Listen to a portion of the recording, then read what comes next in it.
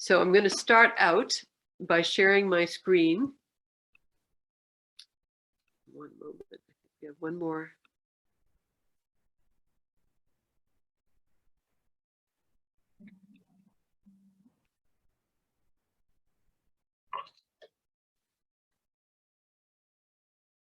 Okay. Can you see my screen?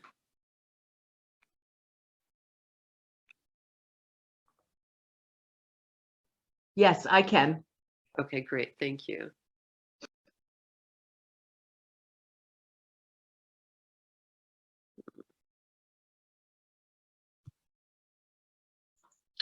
We aren't seeing it in slide view, just so you know that. It's the full thing. Right, right. Yeah, okay. And I'm trying to figure out how I can, excuse me.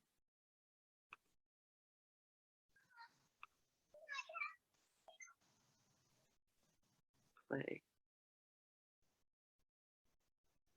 There we go. How's that? Perfect.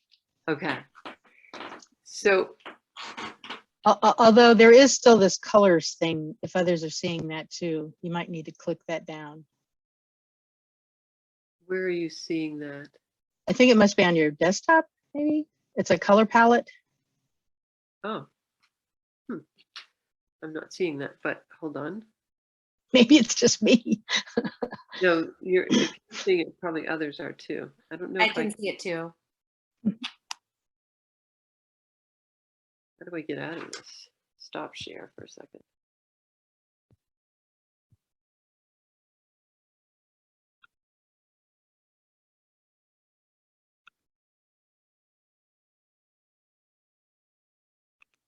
I think it's maybe something left open on your desktop. Yeah, I'm trying to, excuse me, but I am trying to move through this, and I'm trying to figure out where.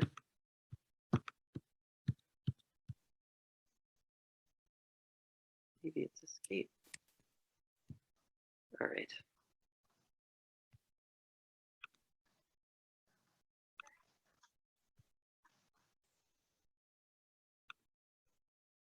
Thank you for your patience. So I'm going back to sharing my screen.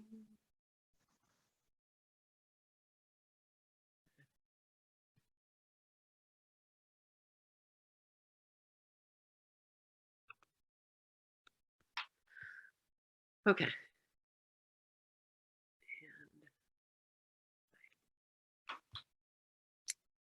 Okay, so are we clear of the color palette? Yep. Okay, great. So my background is I have a son who's incarcerated at Maine State Prison, and I myself had a parent who was incarcerated at Maine State Prison many, many years ago. And so I bring that to every conversation that I have around incarceration. This picture is a picture of me and my siblings. I'm number 2.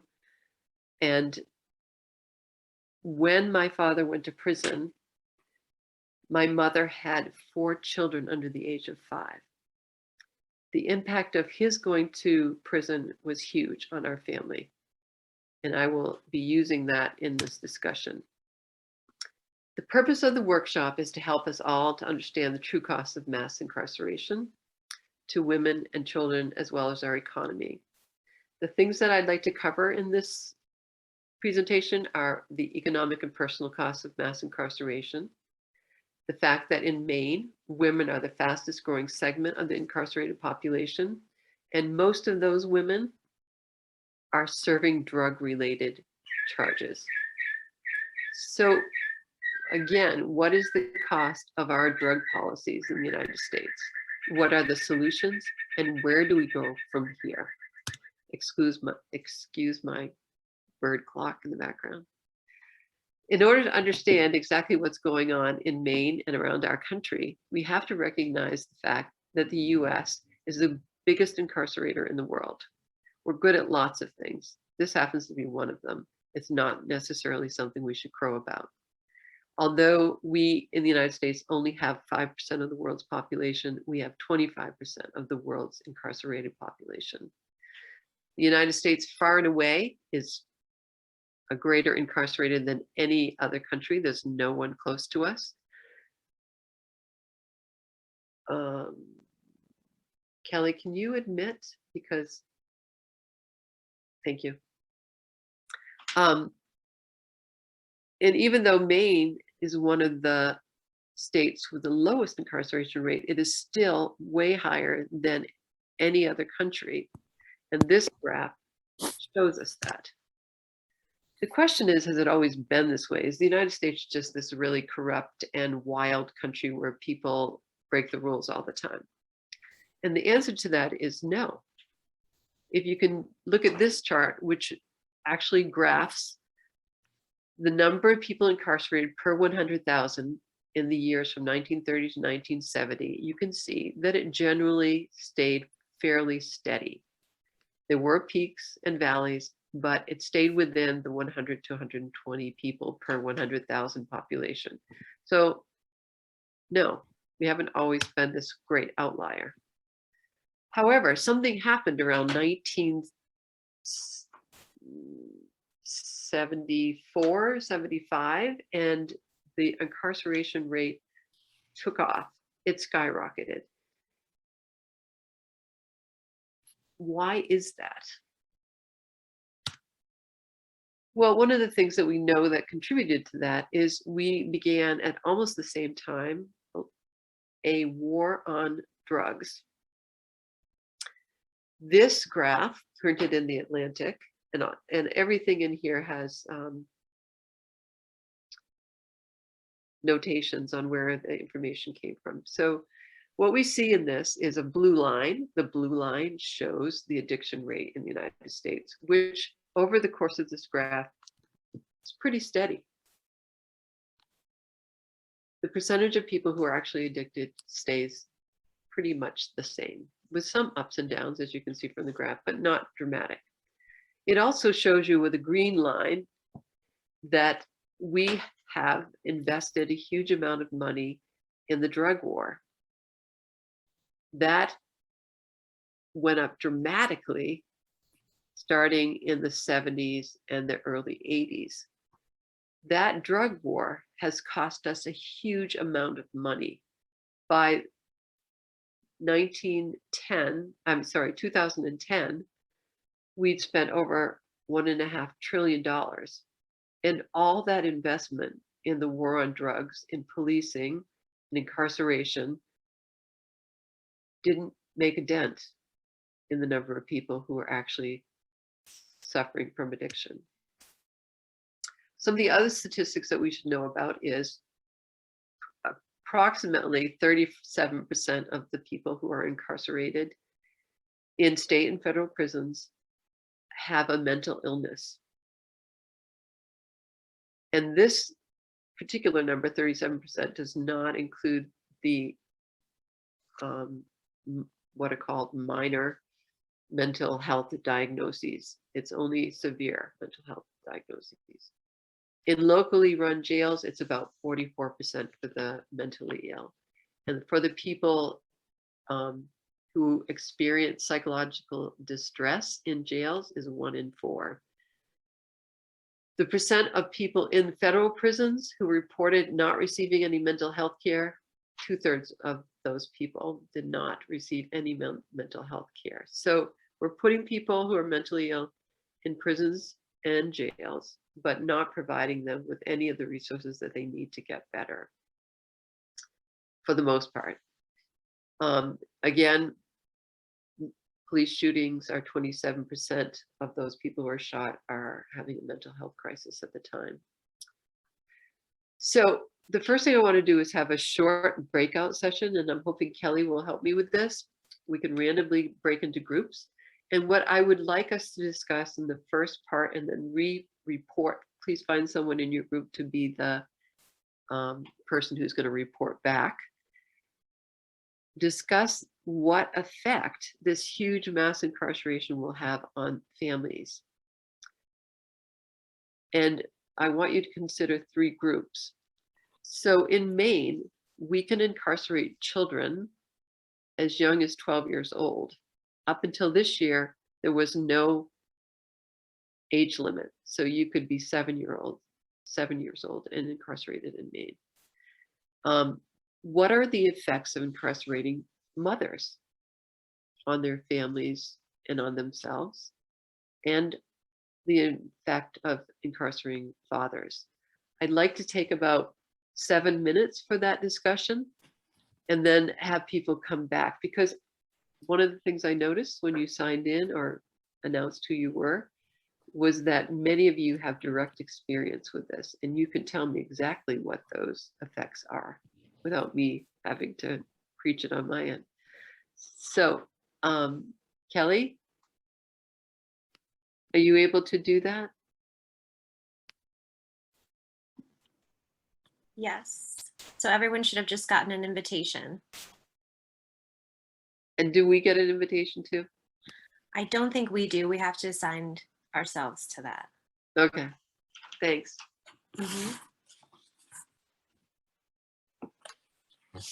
And do you want me to just plop you into any room? Can I migrate? Well, you're still host, so I think that you can. So I have no idea how to do that. Stop sharing. We've got 4 rooms right now. Let me see if I can. Yeah, it's not giving me the option to send you to a room. Yeah, I'm trying to get out of stop share. Can you stop share? So I'm finding it almost impossible to do with my computer. Oh, there it is. Okay, thank you.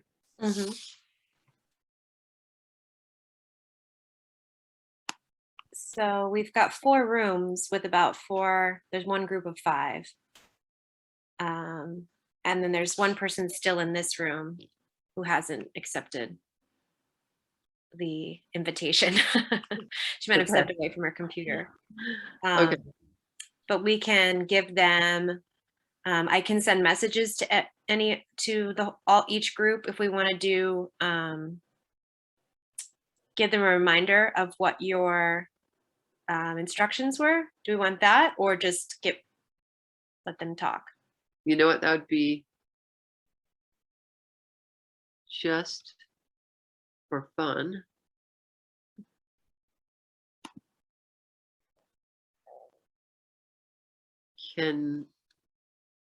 How do I do that? How do I? Let's see. I don't think it'll show up in the chat with people, but let's say, so you wanted them to talk about effect on mothers? Please. So the discussion is the effects on the family of incarceration, and then discuss it in terms of children, mothers, fathers. Oops.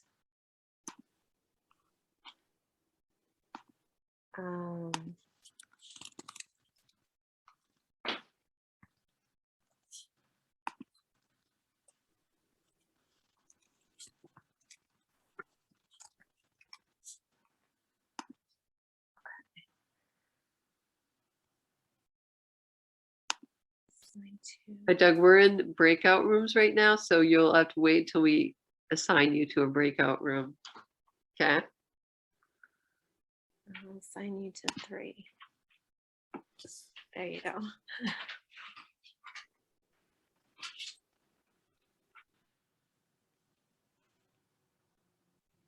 There we go.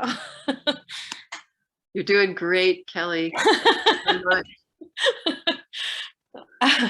I have no idea where you do anything to do with breakout rooms. Is that like? Oh, there's I guess if I'm doing it, then you can't do that. So I guess the instructions won't show up for you. But under with your things at the bottom where it's like mute, stop video, there should be another 3 dots, and it should have breakout rooms on there. So maybe if you look on there, you might be able to see them now. Oh, I see. Okay. So then when you want to close the rooms and have people come back, you can send them a message and say, one more minute. Or if you say close the rooms, then they'll do a 60-second, like a Okay. timer will start so that they'll know they're closing.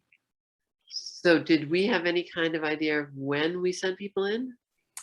I think it's only been about 2 minutes, so 2:07. Okay, great. You're good at this. I continue to learn things about Zoom. Even though I use it often, I just don't always use anything more complicated than just meeting with one person one-on-one. Right. Me too. And I've been to the Zoom page, and could see all that you can do. And I'm like, Uh-huh. oh, God, you have to take a class just to learn how to do Yeah. that.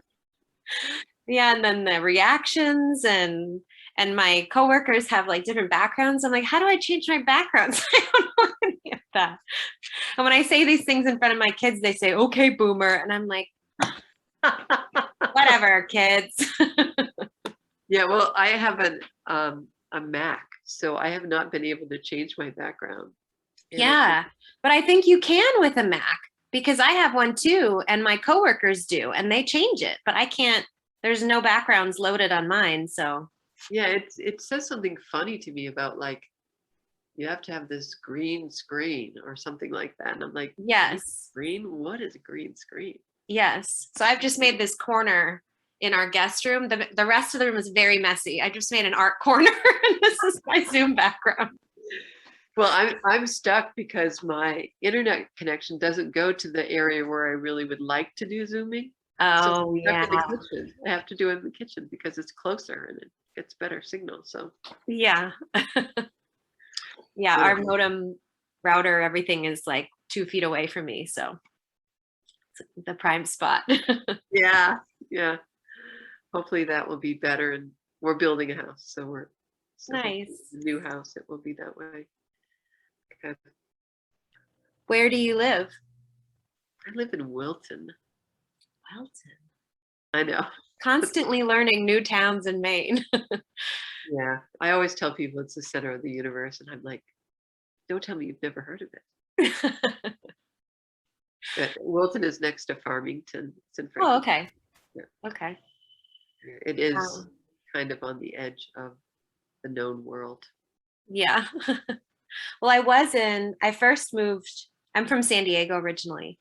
And when I moved here, I moved to Pittsfield. And then I moved to Belgrade. And then I moved to Winslow. And now we're in Rockland. Wow, you've been moving a lot. Yeah. Well, we've been here for almost 10 years. But yeah, we didn't move for like 7 of those years. And then we just moved to Rockland in December. So I like Rockland. yeah, I think we'll be here for a while. I bet you'll be glad. Yes. With 3 kids, moving is just picking up a bunch of stuff that you never should have accumulated in the first place and moving it to a new place where it'll stay in a box. So Yeah, yeah. That's for all of us. Doesn't matter if you have kids or not. yeah, true.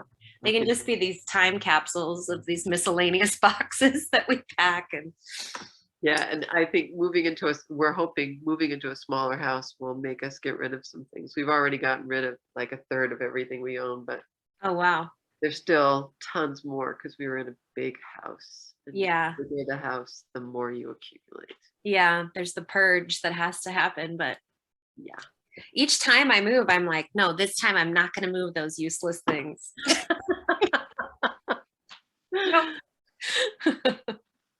Okay, so do you think we should do like 1 minute? Sure. Okay. I'll say. So I can tell you're able to talk to them, right? Yes. A broadcast message to all. That's what you. Yes. And then I think if I do, I'll wait a little bit just in case. But I think if I say close rooms, then it gives everyone 60 seconds. It doesn't just cut them off. Right. I see the countdown clock when we do that. Yeah. Yeah. Okay. So I'll try it. Oh, there we go. Okay. Super. Thank you. Sure.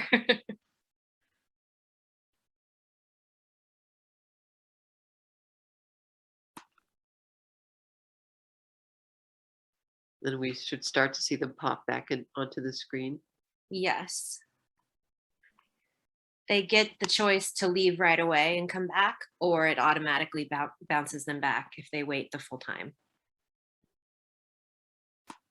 Yeah, I usually wait. I don't know. Yeah.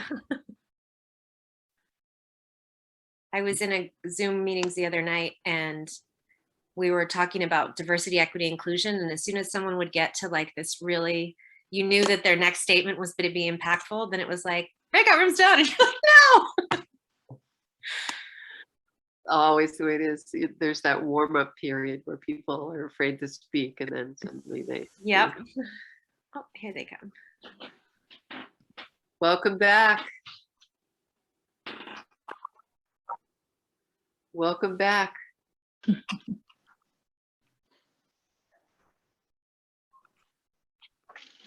Those things go so fast. Don't they? Don't they?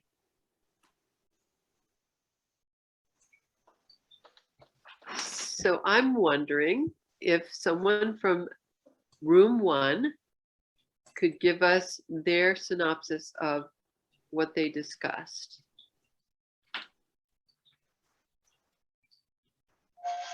I'm not sure which room we were in. No, I don't know either.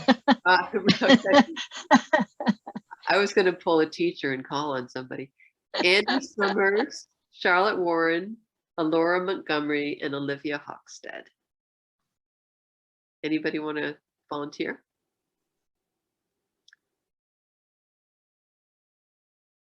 Don't make me be a teacher. I'll go ahead since no one else is coming forward. We had a great group and we had great group discussion. We talked about when a child is incarcerated. We talked about parents not having access to the child and feeling really helpless and hopeless in knowing how to get in contact or how to provide supports, and also a lack of support for the family themselves going through that process. And we talked about how generally when a child is incarcerated, all systems have already failed the family. Our society has failed the family.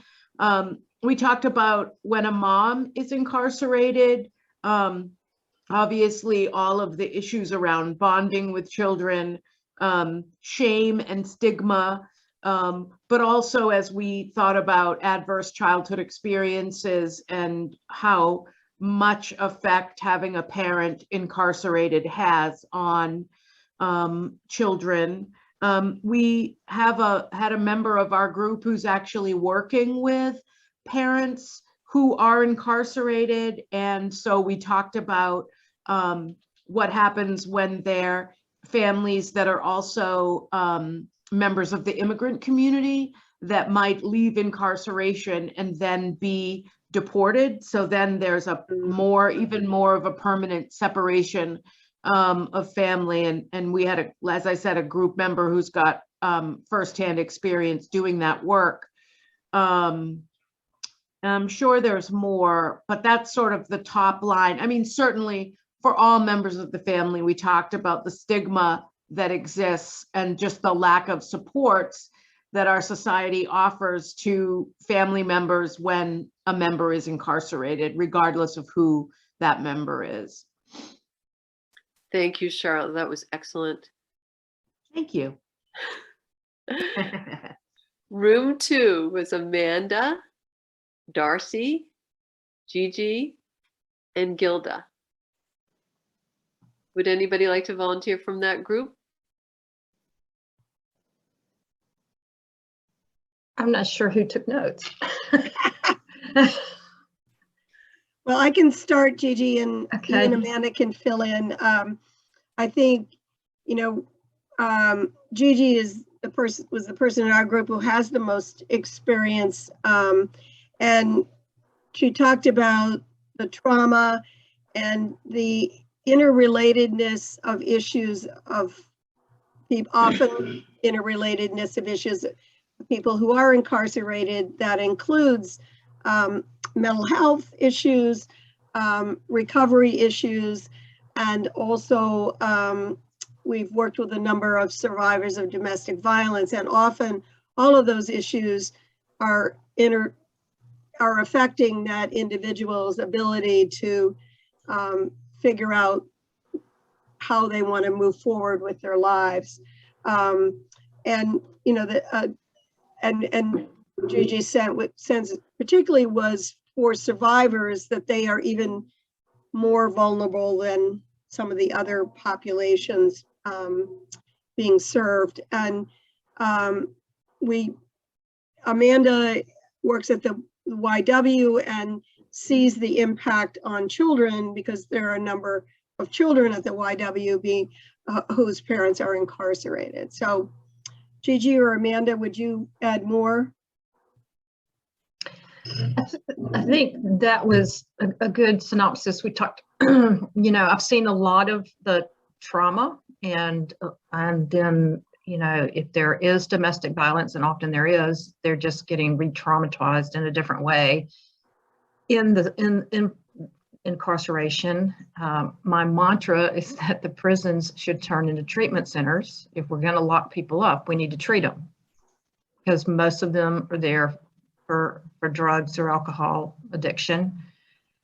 That's my biggest thing. I mean, to watch them, and I've seen it happen. I would get there to teach a class, and I had to be removed so that they could administer their methadone or Subox, whatever it is. You know, it's like they're turned into methadone clinics, basically. You know, I'm thinking, that's a Band-Aid. I don't believe that's really helping the deeper issues. And that's just the world according to Gigi right there. And I think one of the tragic stories that I shared was a woman incarcerated who had given her child up for adoption because she just was going to be there a long time and didn't know what else to do, and didn't want her to be in the foster care system. So, Amanda, you may have something, I don't know. No, I think that well covers what we talked about. We talked about the impact on the kids a lot, and just the generational trauma, how it affects all three groups. Thank you. That really points out that we're talking about people who have had a lot of trauma in their life, and the way that we're treating them is by putting them in a more traumatic environment. So we're adding trauma to trauma, expecting a good outcome from that. Thank you very much. Room 3, that's Catherine, Doug, Kelly, Laura, and Mallory. I took notes, so I guess I'll start, and anybody else, please dive in. We had a great discussion as well. And I mean, we started off with just the inconceivability that we only recently put the age at 12, and that prior to that, you could be younger than that in there. And that just, you know, is hard for people to even understand. 12 is too young, but that it could be younger is just hard to really fathom. And then we ended up talking a lot about sort of the impacts from a parent being incarcerated on the child.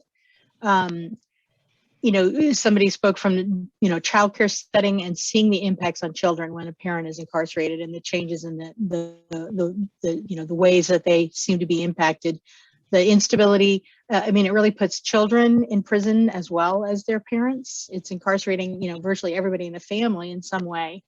The stigma for a child that isn't incarcerated, but their family member is, of being a bad kid sometimes, or if they themselves have been picked up for anything, and they carry that, they can carry that forever, either side of that coin.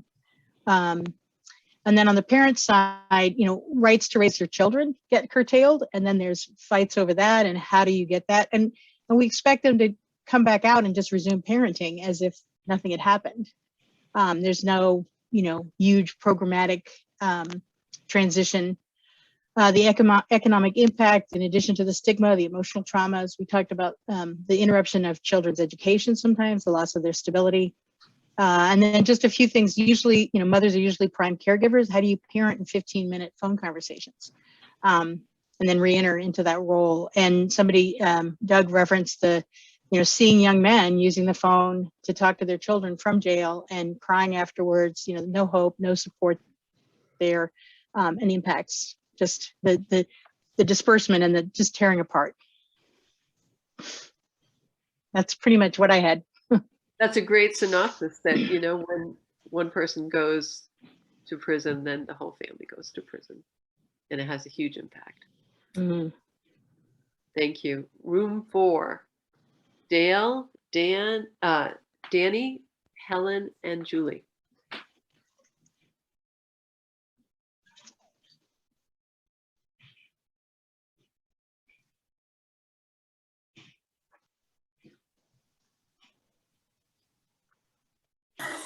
I'll go. I was hoping that maybe Dale would go.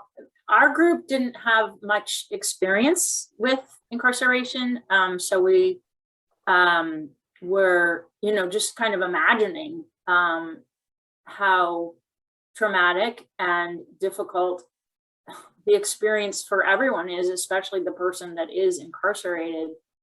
And we kind of ended by saying, I think it was Dale who said, well, maybe we shouldn't have incarceration, and it's sort of what Gigi was saying, that perhaps when someone, has done something that we decide needs some kind of, isolation from society, that it shouldn't be going to a jail, that it should be rehabilitation of some sort, or, robustly rehabilitation. So that, I guess that kind of summarizes our conversation. Thank you so much for saying that. I think I heard that same thought from someone who was incarcerated, who said, well, if the goal is to rehabilitate us, why do we have to go to prison to be rehabilitated? Why can't we be sent to a rehabilitation for whatever it is, mental health, substance use disorder, anger management, all of those things? Why does it have to be in a prison setting? And to be honest, very few of the people who are incarcerated are actually getting any rehabilitation. So thank you, all of you. You came up with wonderful, wonderful thoughts and lots of experience there. And I really appreciate it. So I'm going to go on from there because I want to continue with the keynote, and then we'll have another opportunity later to actually share again. Okay.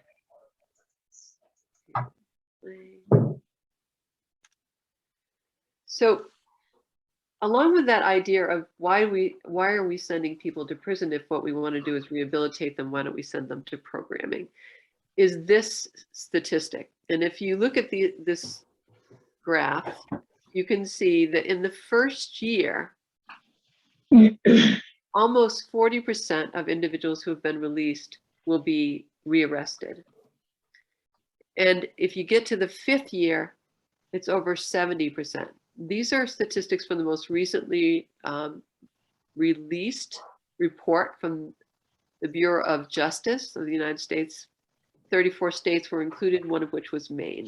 So Maine's numbers aren't quite as high as this, but it's still the same.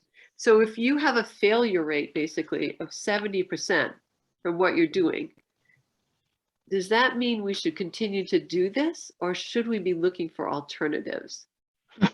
And is there a better way that we can spend our money? So here's what the cost is. You saw that we had spent by 2010 $1.3 billion on the war on drugs. Well, where does that money come from? So did we just find this big pot of money for $1.3 billion that we could now, we didn't have anything else to spend it on, so we might as well spend it on a war on drugs? Or did it come from someplace else? So what we see here in this particular diagram is that the prison spendings are now outpacing school spending. In Texas, by over 600%. And the lowest state for outpacing the spending on schools is actually Massachusetts, and it's 63% higher there. So there's a cost to all of us in doing this. In particular in Maine, I thought one of the most interesting things I heard in the legislative session this year was the Department of Corrections coughing up the actual cost of having someone incarcerated this year at Maine State Prison. it's $73,000 for 1 year to keep one person in prison. It costs, as a comparison, it costs $12,000 to educate a child in Maine's public schools on average for 1 year. And so that's a lot of money to not be getting any results, because we've still got that 70% recidivism rate. So we're spending $73,000 a year and we're getting, not sure what we're getting for that. And along with that, Kelly, can you admit that person? What we do know is that if we educate someone while they're in prison, their recidivism rate in Maine is less than 10%. So if you get a college degree while you're in prison, less than 10% chance that you're going to return to prison. And thinking that the cost of going to Harvard is probably less than $73,000 a year, it seems like there's some better ways to spend our money. You can see here, this is a Department of Education graph that shows that over 324% increase in state and local corrections expenditures over the time period that they did this, which is 1979, 80, 2012, 2013 comparison, and only 107% increase in expenditures for education. And when it comes to higher education, we're spending more on incarceration than we are on higher education in many, many states. What are the impacts? We talked about them in our small groups, but there are some statistical numbers that go along with that. 1 in 4 Black children will see a father going to prison. 1 in 30 white children under 14 saw a father go to prison. Children with incarcerated fathers are 3 more times likely to become homeless. And that's what happened to me as a child. We became homeless when my father went to prison because he was our only breadwinner, and without him, we couldn't stay in our apartment. Children with incarcerated parents are 3 times more likely to suffer depression, behavioral problems. Children act how they feel when they can't say what they feel. In Maine, that impact is huge because 1 in 14 children had at least one parent incarcerated. So not only do you lose all that you have economically because you can no longer pay for the car, you can no longer pay for the house, you don't have a job anymore, but you also put all these children at risk. And the number of children who are at risk are huge.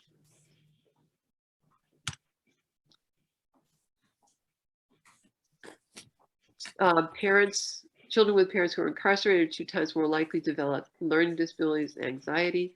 Kids of incarcerated mothers in particular, and we know that we're putting more mothers in prison in Maine, have a much higher rate of dropping out of school. And unfortunately, when teachers feel bad for you and they let you off instead of spending more time with you to help you through this bad time, then you're much more likely to fall behind.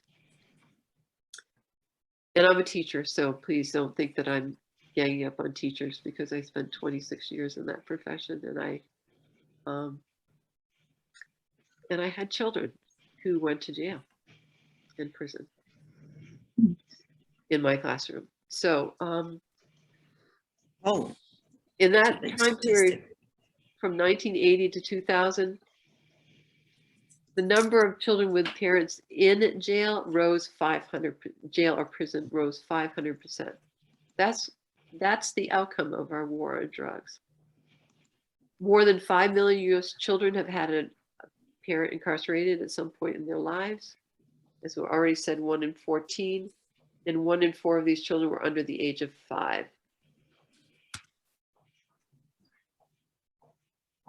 When you lose that parent, you are much more likely to fall into poverty. If you're not already trembling on the edge, you're over the edge.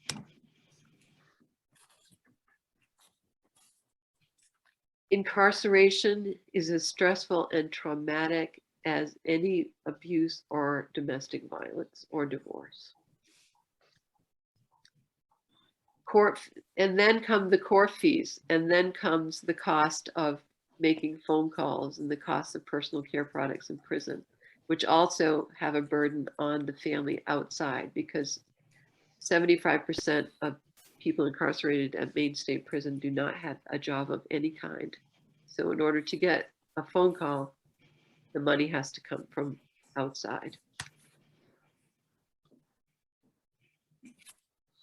I think one of the most profound comments that I saw anywhere was the last one on this page, that if we had not had mass incarceration and the war on drugs, the poverty level would have fallen by 20%. Instead, it increased dramatically. Families with fathers who have been incarcerated are more likely to live in poverty. We said that. And when they return, they have this huge gap in employment history, a lack of work experience or training, low literacy levels and educational attainment, all of which will make it extremely difficult for them to find employment when they get out.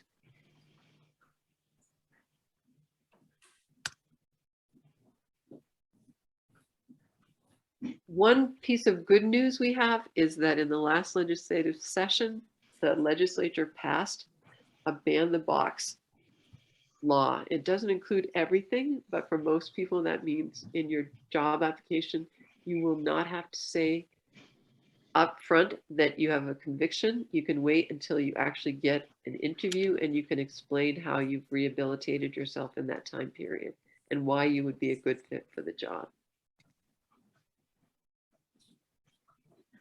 There's barriers in housing as well. If you have a record, you can be barred from housing. And housing already is at a premium, so it makes it even more difficult for someone who has a mark against them. So some of you have already started talking about the solutions. What are the solutions to this? And I'd like to just take 5 minutes this time, and because you've already got a good start on that. And again, break into small groups to talk about what you see as the solutions to the huge issue, which is both financial, emotional, psychological, and community-wide, as solutions to helping people through this. Kelly, are you available? Yeah. Do you want to talk with the same people or mix it up? I think it's fine to keep the same groups. We had a few more people enter. They'll make it different. So we'll just add them to the other groups. Okay. Thank you. Mhm.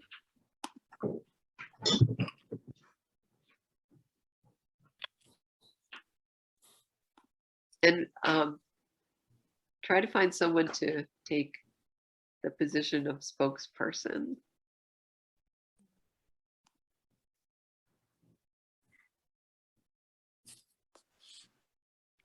I think I put everybody. Yeah.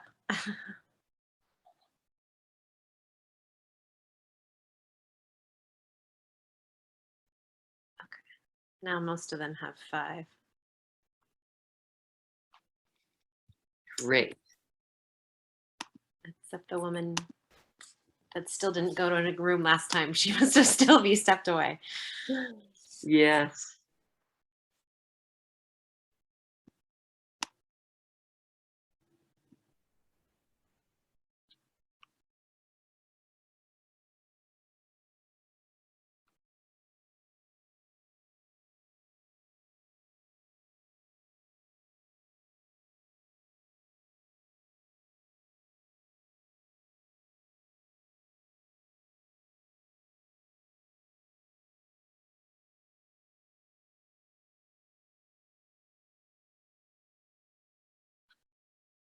How's it looking from your perspective? Good. Sounds like people had good conversations the last time. Oh, they had great conversations. It was wonderful to hear.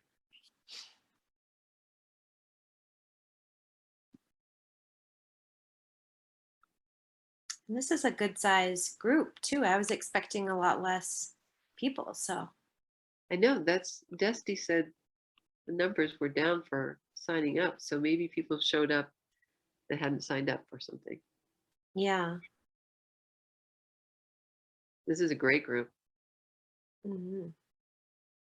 It sounds like people are coming from lots of different experiences of how they work with folks or their life experiences.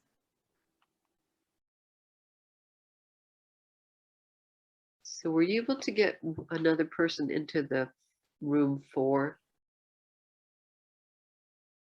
Yes. Okay, good.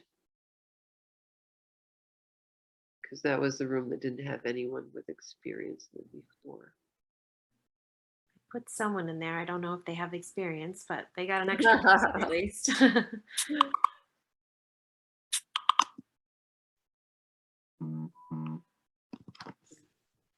Maybe if you could remind me if I forget, um, Stephanie Eglinton She's new. and what was the other person? Um, New. Catherine Bestman, maybe? No, she Is did an there? introduction. I just assigned 3 people. Their names are gone. I know, isn't that weird? I thought too. One. And then Julie was there, Danny was there, I think Dale was there. So Helen might be new from room 4. It's either Helen or Dale, and I think it was Helen is new. So Stephanie, Helen, and then maybe Laura Larson. Was she new? I think, no, wait a minute. No, there was a Laura before. Maybe it's Helen.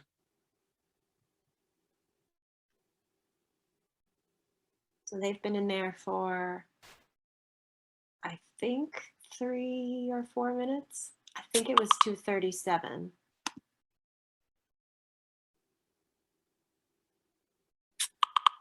Sorry, my Slack is.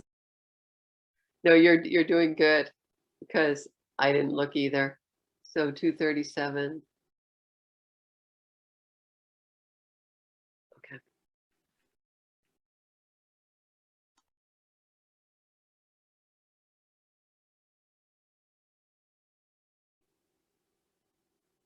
It looks like Charlotte Warren had to step off. She put a Okay. note in chat that she had to leave, but she found it really helpful. Good. Glad to hear it. That you found it helpful, not that she had to go, but Right.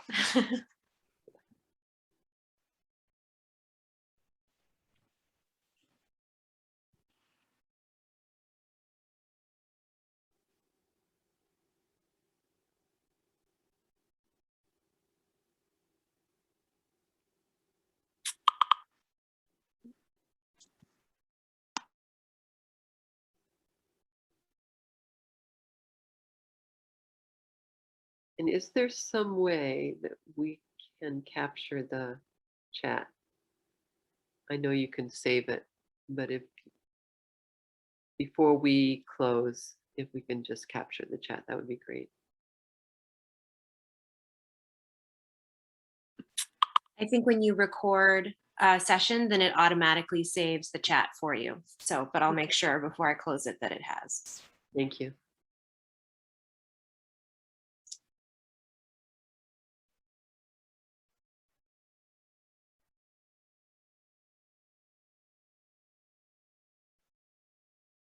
Do you want me to give them the 60 seconds? That would be terrific. Thank you. Okay. And tell me again what you do for work. Hardy Girls Healthy Women gets girls and gender expansive youth engaged in social action. So we start with a media literacy perspective and then make sure they get good and pissed off to fight systems. I love it. I love it. Empowering people. That's what it's about. Yep. I definitely love my job. Good for you.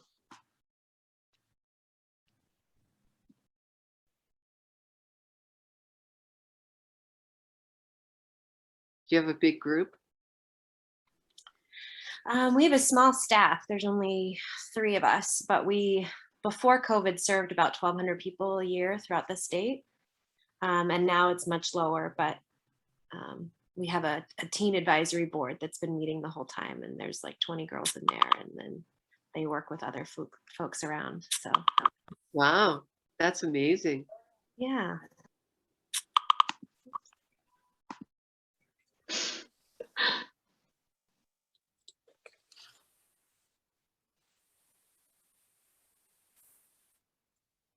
Welcome back, everyone. I have a feeling I'm going to be putting you all in charge of the legislature, maybe in the upcoming session. With you, we can change the world. Would room 1 like to start? I have Andy, Alora, Karika, and Olivia. Yeah, this is Andy. I'll start. We made a plan this time. So we talked about a lot about prevention and increasing substance abuse and mental health supports as preventative measures. Then focusing on more localized rehabilitation centers, maintaining connection between families and avoiding displacement of folks, removing the police as the first line of contact in crisis situations, like using community care teams and more of a holistic community care team structure, about getting rid of cash bail as a way to keep people out of jail, and how there's data around if you've been in jail leading up to a hearing or trial, that you're more likely to stay in jail as a result of that, and that it's a system that keeps poor people in jail much longer. And then increasing reintegration, reentry support structures. Those were the top ones. That is fantastic. I love the way you focused on prevention. It's key. Thank you. Room 2, Amanda, Darcy, Gigi, Gilda, and Stephanie. Hi, we also had a plan, and I said I would share some points from our group. Stephanie with the Maine Children's Alliance, and we were trying to decide what does rehabilitation look like, right? And also similar to Andy, thinking of it as maybe more community based, where it's easier to continue, particularly family interaction. But then the conversation was about needing both a more tailored and coordinated approach to the services that are provided, that not everyone is in these situations for the same reason. And so the services provided need to be tailored to where people are.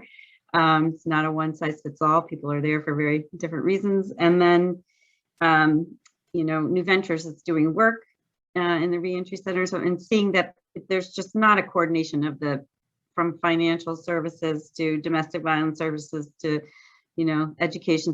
There's not a clear vision of how those all work together.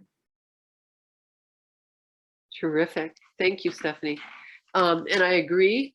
And I think that is a shortcoming of our system currently, that it's not coordinated. And I think it can be chaotic for families because it isn't. I think one thing I want to throw in there, if it's okay, and Gilda, you can help me with this. We were finding out that they get some of their sentence reduced for different things that they attend, but like our class on financial education wasn't even one of them. It was like something else, just so far out there, and that seemed odd. It needs to be useful information. Anyway, thanks. So thank you for bringing that up. Jails have a little bit more leeway with shortening sentences, and the sheriff themselves can make a decision about that. So you might want to work directly with a sheriff and ask if that's something that they could use in shortening sentences for jails. prisons do not have a lot of leeway with shortening sentences. In fact, they don't have any leeway. So, and that is a shortcoming of our system here in Maine. We don't have parole, so doing all these wonderful things doesn't get you a shorter sentence. But jails can do that, and if you work with your local sheriff, then that might be a helpful way to solve that problem. But thank you for adding that, because I think financial literacy is really important. Room 3. Catherine, Doug, Kelly, and Laura. Well, I'll jump in and say we talked both about what's lacking in the community, which is, among other things, you know, a real effective mental health care system. And I had mentioned that in Penobscot County, we're trying to use, and a lack of funding, we're trying to use these incoming American Rescue Plan Act monies to tell our county and local officials, you need to put these monies toward expanded mental health care and greater substance use disorder treatment, as well as more affordable housing, particularly for people who are often marginalized. Some of these problems have never been worth. Our overdose rates have never been worth, as an example. And if you don't spend these monies in this way, when will you ever significantly invest in solutions? So if not now, when? So we talked about that. We also talked about the fact that, you know, there are industries out there and people for whom, even though we don't have for-profit prisons, there are people who have interests in the prison system. And so we talked about that and how that's a problem and how we might be able to address that. And we just were, you know, we were just blown away by the cost of incarcerating someone versus educating someone. And for me, finally, I would just say that people talk a good game about wanting to use best practices and evidence-based things until it comes to these kinds of issues. And then it all goes out the window and people just go back to the punishment mode. We know that education reduces recidivism, but we don't invest in it, and we don't shorten sentences if people, you know, take time to further their education while incarcerated. So we ignore best practices and evidence-based this and that when it comes to these kinds of issues, and it's, you know, really troubling, and we have to work on it. Thanks. Thank you, Doug. That was great. Was there anybody else from room 3 who wanted to add to that? Thanks for especially pointing out the ARPA funds that are available. Room 4, I have Dale, Danny, Helen, and Julie. Sure, I'll take this one. We started out by doing the 30,000 foot view of, I think it dovetails onto what you were saying, Doug, about who's benefiting from people being incarcerated. You know, and you just have to look at that. And in order to change something, I think incarceration and the idea of it has to shift away from political responsibility and arm, like the war on drugs, shifting to community responsibility. And I think whenever you're isolating a population, it's, you know, you don't have to think about it. You know, if it's not living next to you, or, you know, if it's not down the street, or you're not helping somebody with dinner or what kids or whatever, you know, you don't have to think about it. And I think that incarceration is such a huge issue, and it's invisible to our daily life. And unless you're working in it, So part of what we talked about too is to stop putting Band-Aids on a system that's causing individual and community harm. So many people are working so hard to make things better for a system that doesn't work. And you know, if you just could take that money that we're spending on incarcerating someone and shifted that to mental health or, you know, another area of community concern. So we talked about that. And we talked about needing a lot more upfront support and prevention. Julie, who works in the national park system, talked about, you know, the healing properties of being in nature and open space and exposure. And Helen talked about that there are more alternatives for youth in Maine and nationally. She could speak more to that. We didn't have enough time. And I would, you know, that'd be great to hear about that. But she didn't know necessarily about for adults. That was beautiful. Thank you, Dale. And I'm going to be watching the clock. How much time do we have left for this discussion? Kelly?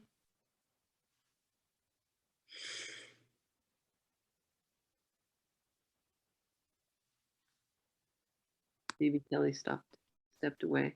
I'm holding up a hand, sorry. 5 minutes. 5 minutes. Okay, thanks. So you all have done the Herculean task of solving the issues that are related to incarceration in Maine and the country. And with 5 minutes left, I am going to skip through some of the suggestions here. And these suggestions are they're not the wholesale suggestions that I think are probably needed. There's no discussion about restorative justice, which is a great way for people to actually take responsibility for their actions and try to do the healing work that they need to make good for the harm that they've done. Most of these suggestions are ones that would be true if we continued to have the system that we have now. There are alternatives. We could completely change the system that we're doing right now, which is totally ineffective on many levels. We could strengthen our communities as a result. I loved having people talk about preventative systems instead of getting people to the point where they are so traumatized that they're likely not to be able to handle adulthood. But we can do some small things in the meantime while we're working on getting rid of a failed system. And that is find alternatives to incarceration, fund mental health programs, addiction recovery, education at all levels. We know if someone has a good education, they're much less likely to be incarcerated. If we keep shortchanging education, we can only expect that we're going to see more people incarcerated in the current system. We can develop and fund supports for children of incarcerated parents. We don't currently do anything. When someone's sentenced, there's no process in which the family is going to receive services and be helped by the community. We need to think about the impact and informs local social services so they can help out. We need to develop visitation policies. We need to perform racial equity impact assessments so that we're not incarcerating 6 times as many people of color than we are of people who are white.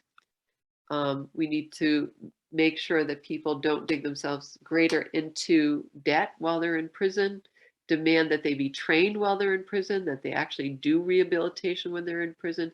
And we need to remember that when we do this, we strengthen the communities and make them safer for everyone. Does anybody have, so this has been great for me. Thank you very much for all of your participation and for all your great ideas. Is there anybody who would like to add anything before we close?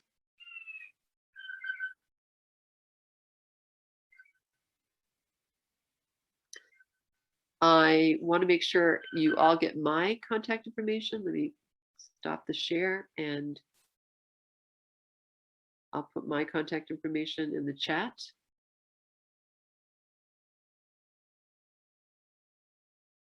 Sorry, I think I will.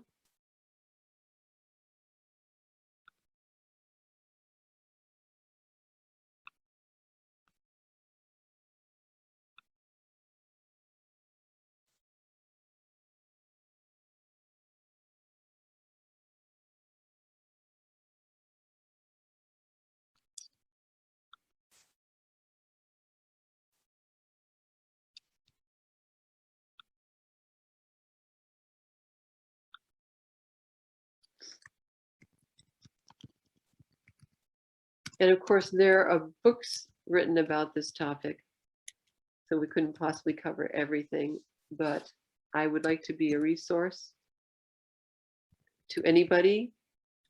And again, thank you so much for coming, and thank you for all that you do every day to strengthen our communities.